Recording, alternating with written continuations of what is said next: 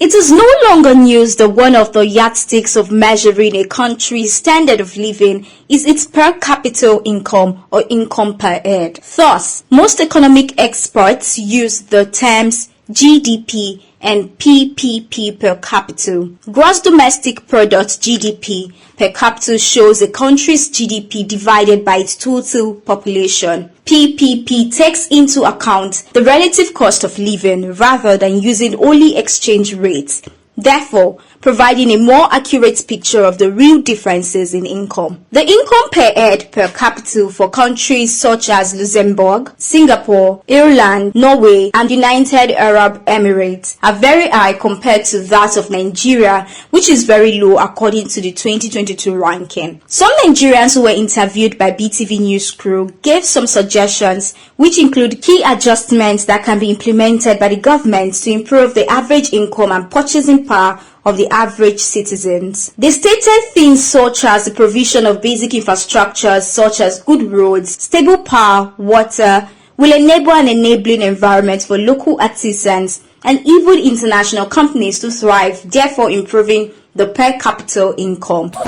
A citizen will be proved upon. The government have to work. In terms of Nigeria should have steady power supply. Nigeria should have network of roads. Then Nigeria should have stable security. You understand?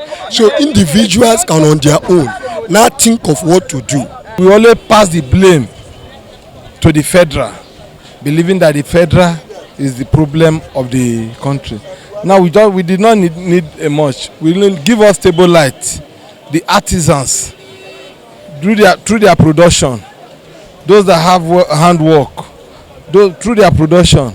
Even if you are running filling station, you spend less on fuel, and when you get stable light, you will boost your economy. Other respondents suggest the government should reduce the inflation, bring back the fuel subsidy and high cost of transportation. They also recommended that price control of items and payment of unemployment benefits to some citizens will also do a lot to step up the income.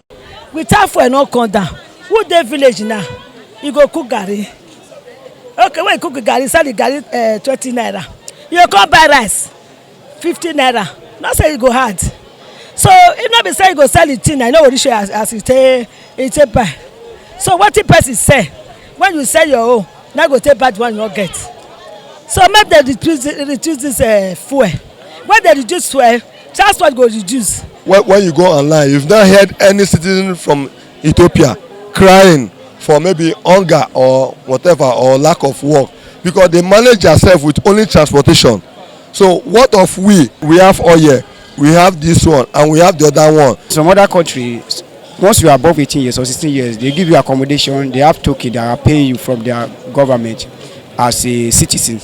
That is the benefit. But in our own case, it's not like that. But I think if our government can inculcate that habit, at least stop self-centered, as in they focus on they concern about their citizen.